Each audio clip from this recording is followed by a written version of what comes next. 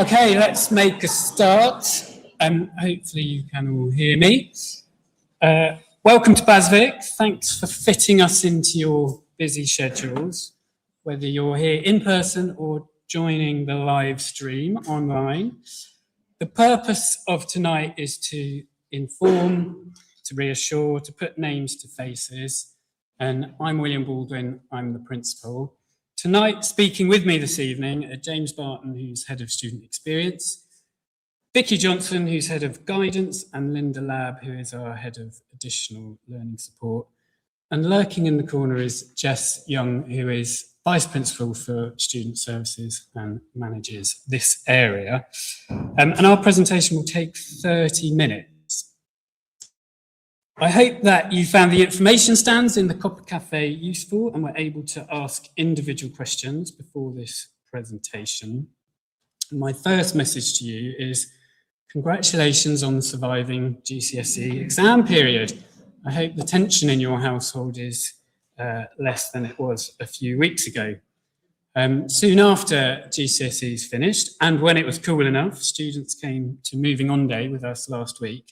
And I hope that was a really good first positive experience for them as students at BHASVIC. Not sure how much you will have got out of them in terms of how it went, the odd grunt perhaps. And I hope that now they are enjoying their holidays, that really long, it's about 10-week holiday between GCSEs and A-levels. But I'm sure they're beginning to wonder about BHASVIC, their travel journeys, new teachers, their timetable, new friendship groups. And I think they face two big hurdles. One is a social one, and the other is an academic one.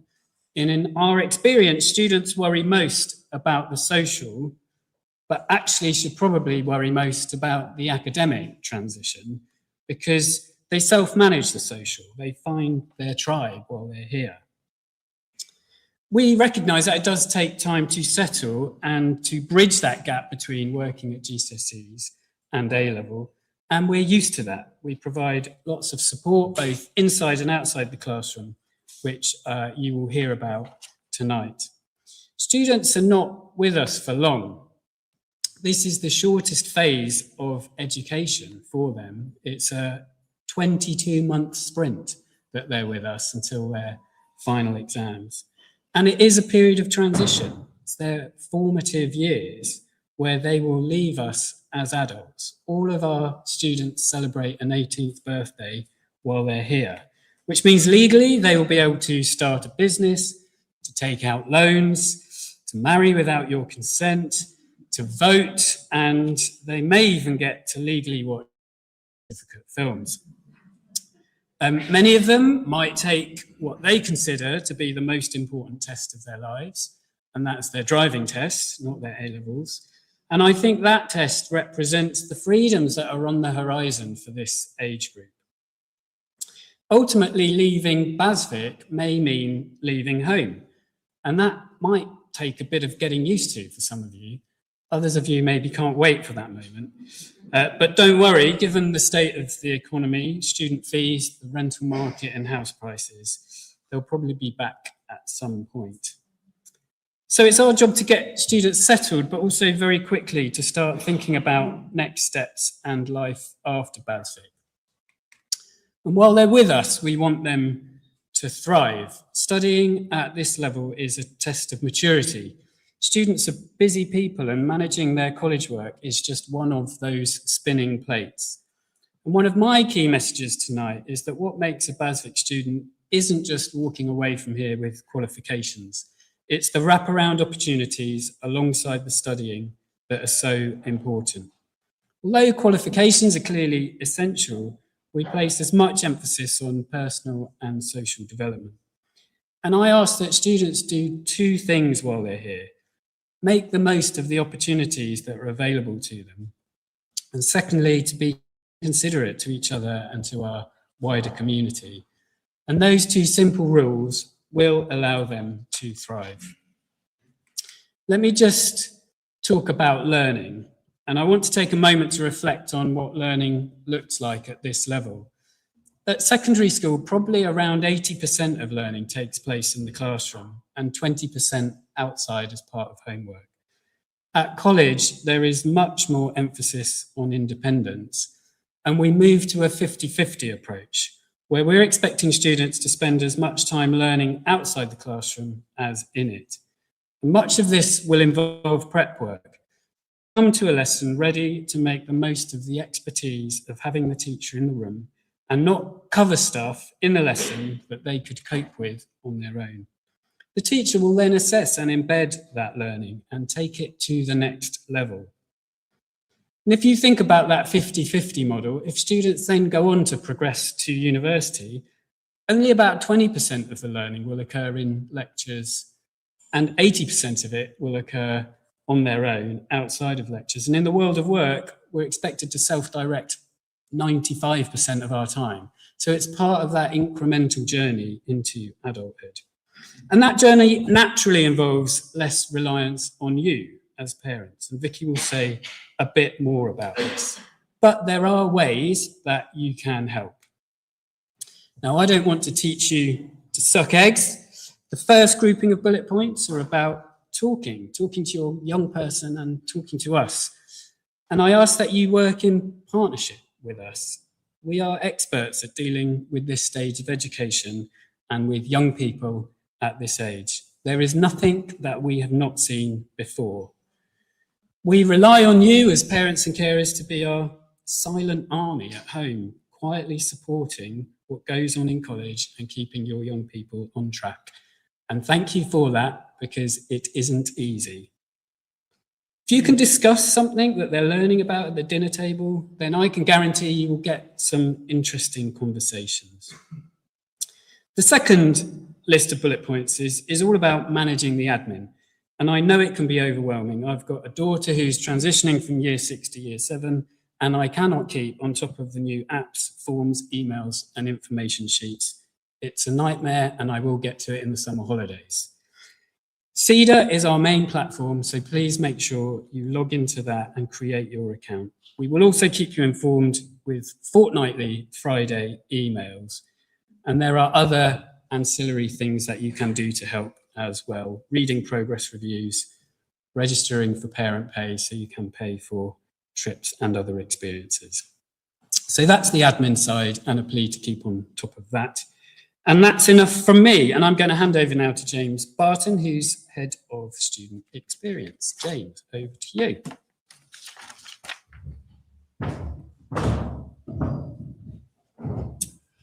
Thanks. So, yeah, I'm the Head of Student Experience, which I think is definitely the best job title at BHASVIC.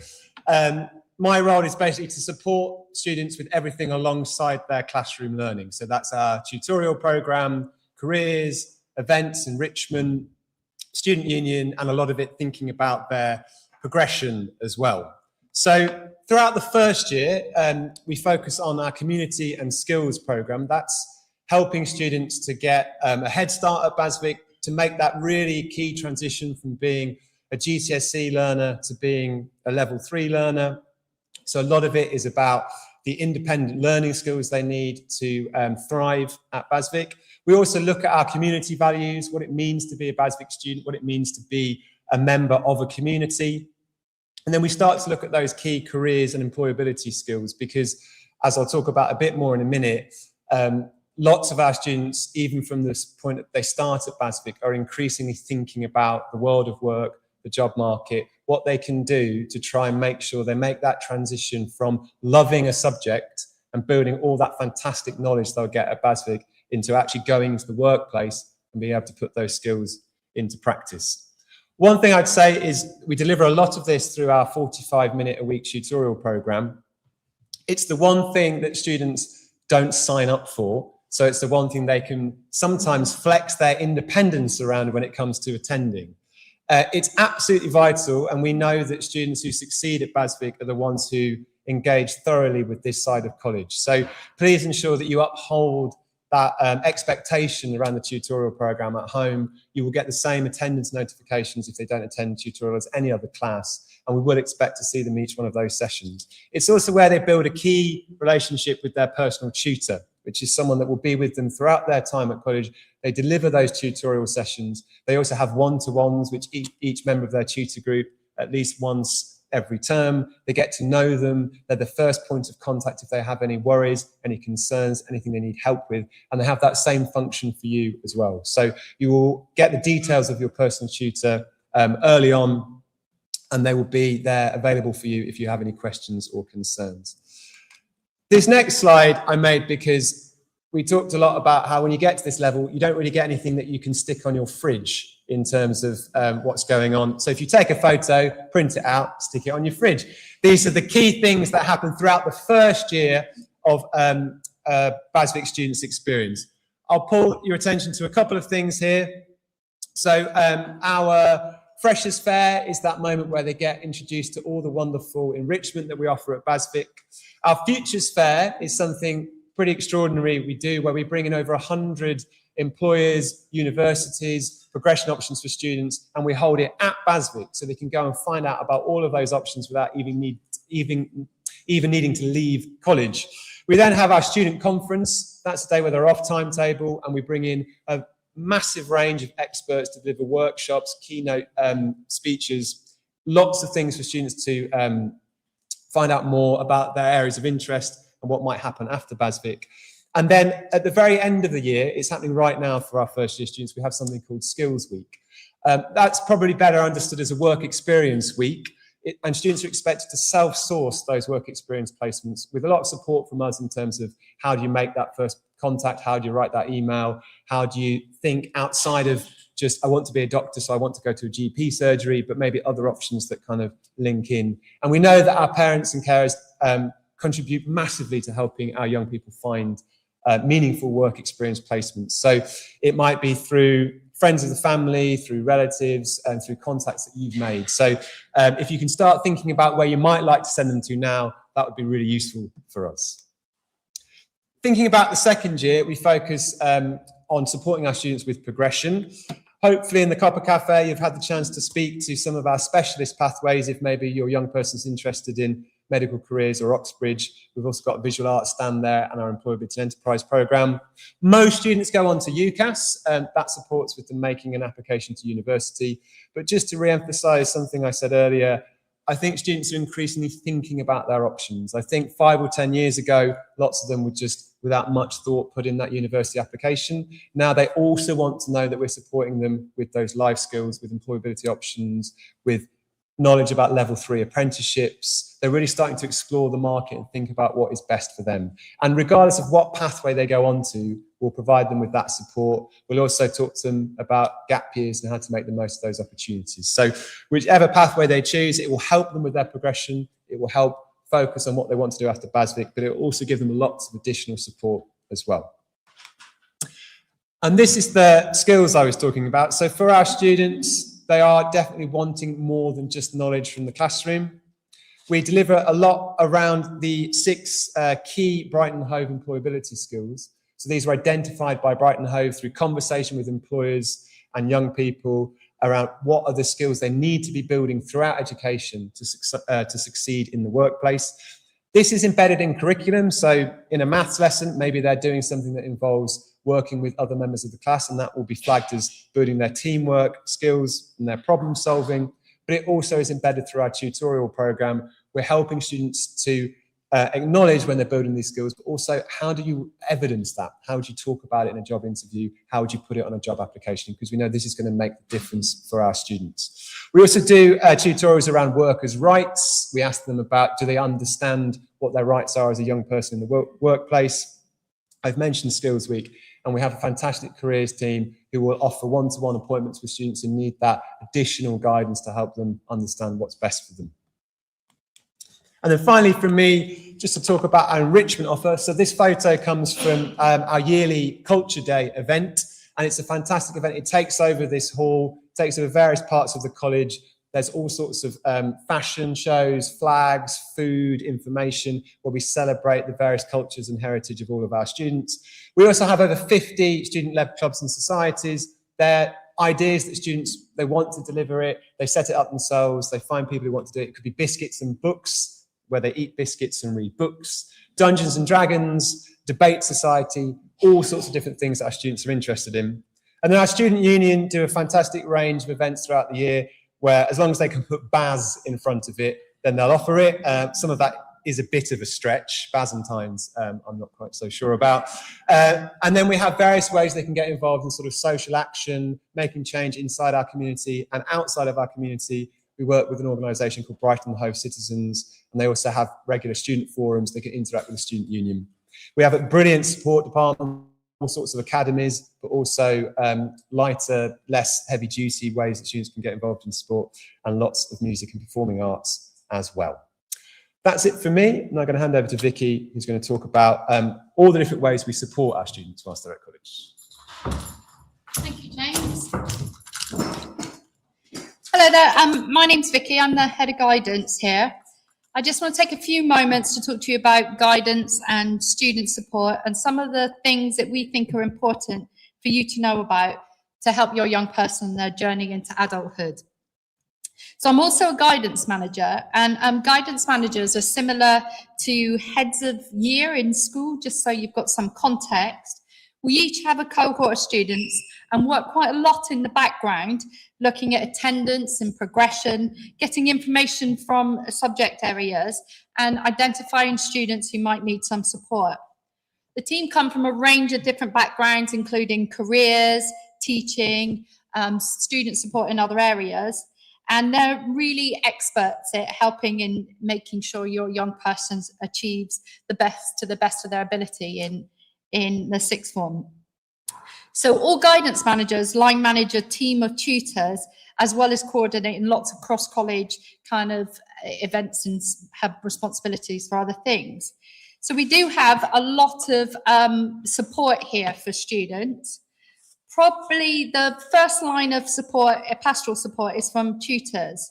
So students will have one tutor group session per week, supporting the key college processes, as James alluded to, and that broader pastoral discussions.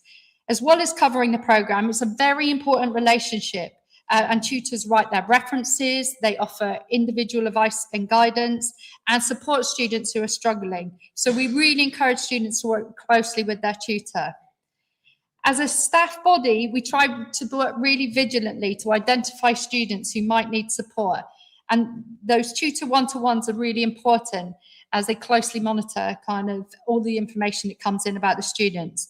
We like to act early and with our interventions, and if we can help in-house, we refer out sometimes to some of our expert teams, some of which you can see on the list behind me.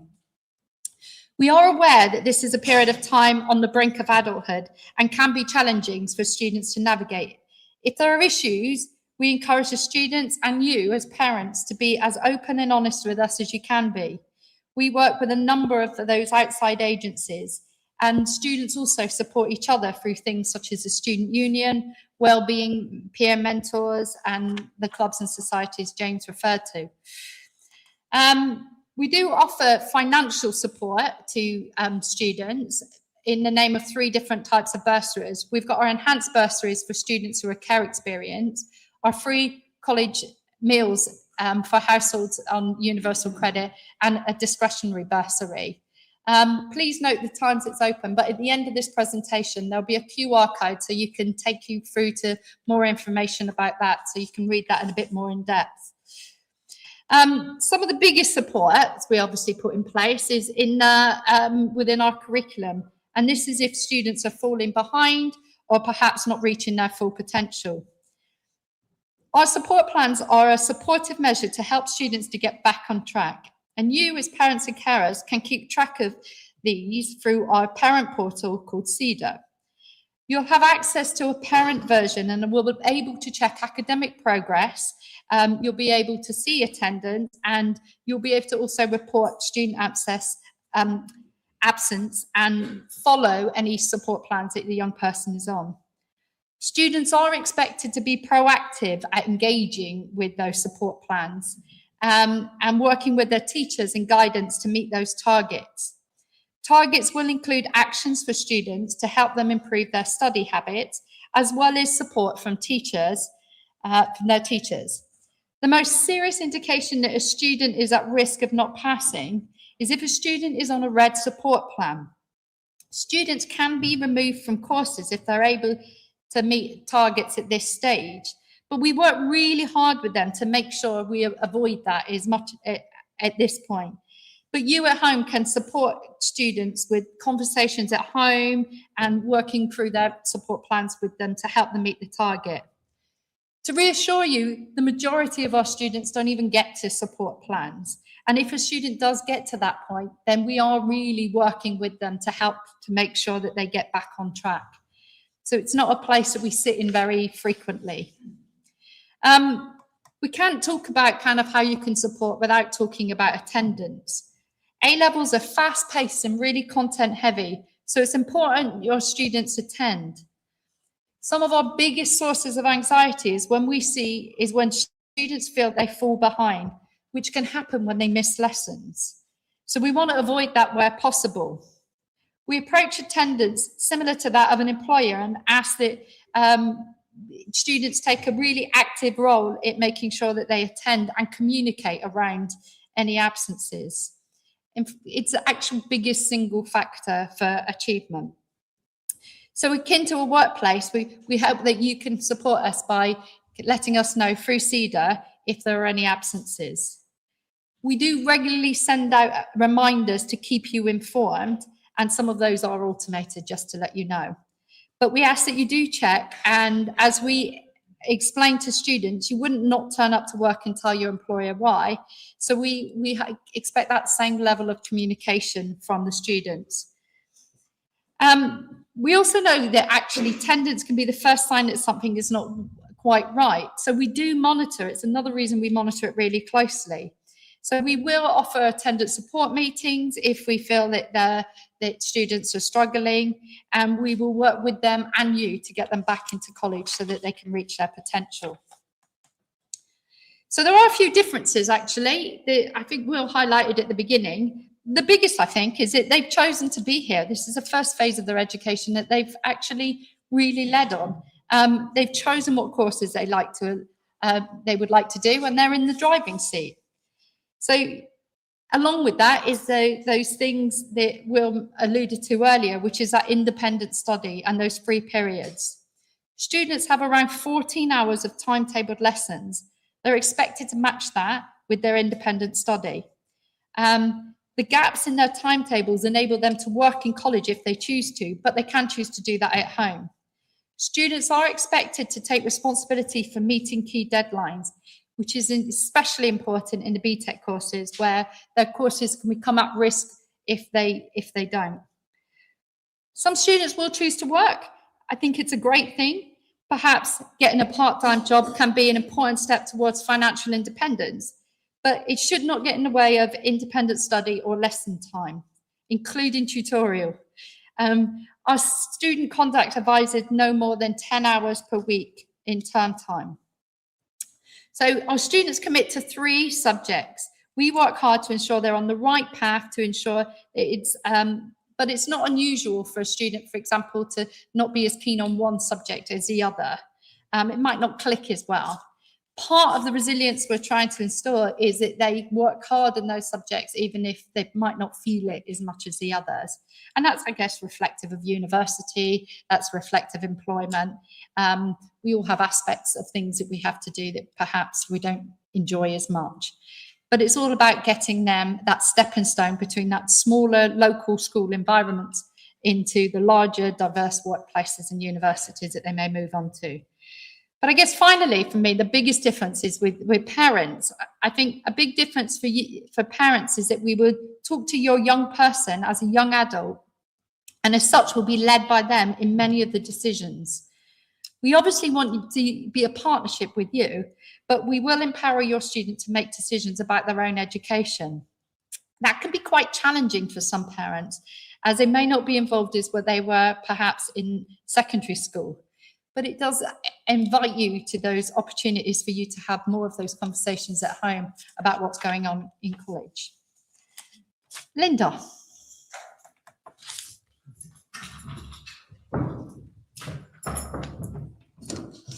Hi, I'm Linda and I'm the Head of Additional Learning Support and the SENCO. And I'm going to just give you a quick run through of the support we provide through additional learning support and exam access arrangements. We have a culture at BHASVIC where in the classroom, what we say is essential for some is good for all, meaning that every young person is initially supported in the classroom through a range of inclusive strategies that are really key for some of our learners, but actually help everybody to learn. However, if your young person has been identified as needing further level of support, we're very lucky at BHASVIC to have a very large ALS additional learning support department with both ALS teachers and learning support assistants. And they support many students across college with diagnoses and identified additional needs, and also students who are referred throughout the year by their teachers, their curriculum teachers. The standard offer is a timetabled weekly hour-and-a-half study support where your young person will be working independently within a group of 10, where they'll work at some point with an ALS teacher one-to-one to find strategies to help them access their learning and become more independent. We also have learning support assistants who can do one-to-one support where that's identified for a kind of fixed term intervention. We do provide in-class support, but that's quite rare because it's all about, as you've probably heard this word independence said quite a few times, and it's only in very specific identified cases where that would be put in place. The ALS team also help with transition, so for higher needs students and those who've been identified who need a little bit more support settling into college. Some of your young people will be invited to come into college at an earlier date to familiarise themselves with college before it all starts. And students with education, health and care plans, they're allocated a named lead within the department, so an ALS teacher who oversees the support and provision and liaises with you, all their teachers, the pastoral and the student themselves. So in terms of exam access arrangements, these are the kind of possible exam arrangements that your young person may already have or may have at some point while they're here. It's important to say that when you leave school and you come to sixth form, we have to make a new application through the Joint Council for Qualifications. It's all quite regulated and it doesn't automatically carry over. We're required to have the relevant appropriate evidence for any of those that are listed up there, and put in place for students who meet those specific criteria. And we never guarantee that anything continues or can carry on because guidelines and regulations do change. However, if your young person had extra time at school through an assessment, they will be asked to provide their Form 8 and the assessor's certificate from school. Once we've got this, we'll put provisional exam arrangements in place. But due to stricter regulations that came out this year, we will then need to gather further evidence, not from school, but from the teachers here who are commenting on confirming that it's still needed, alongside samples of assessments showing them using it. And it's only at that point that we can actually make the application. We do also award exam arrangements to students who are referred to us throughout the year, identified by teaching staff, or those who have new medical diagnoses or reports, and appropriate exam arrangements would be awarded. And in the case of medical, it would be trialling rest breaks first. In the case of extra time, the same applies. We would need teacher evidence and samples of that being used in an assessment. There are deadlines for referrals and submissions, due to the regulations, so there will be a point at which, even if there is a diagnosis that comes in, we cannot put anything in place. And if your young person had exam arrangements for medical reasons, and that includes autism and ADHD, they will be asked to provide their medical evidence, which complies again with the regulations. And again, due to those stricter rules, we'll need to gather exactly the same kind of evidence that I've just explained about teacher comments, confirming their need for it here, and also assessments with them using it. If you do want more detail, there is an additional learning support part on the website, which has been updated with an overview of the support we offer, and it has a detailed document which has much more detail about exam access arrangements if you have any more questions about that.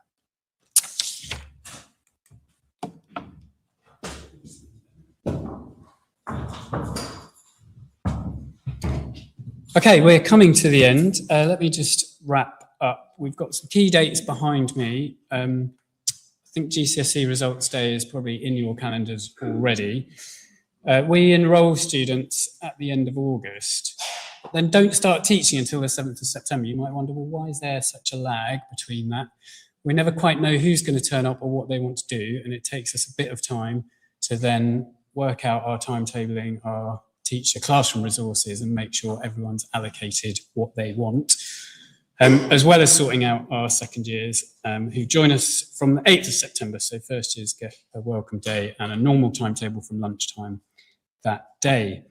We're open all summer. In the first instance, if you have any queries, contact admissions. And we do talk to your young person thoroughly again at enrolment to go through everything and make sure we're doing the right checks and balances on their results, their course choices, and where they want to go after BHASVIC. Okay, so thanks for your time. If you wanted the QR code for financial support, I'll project it now. Otherwise, you're free to go. We have another cohort of parents coming in this way. It's a bit like Disneyland, but without the fun. So we'll ask you to move out that way. Thank you very much.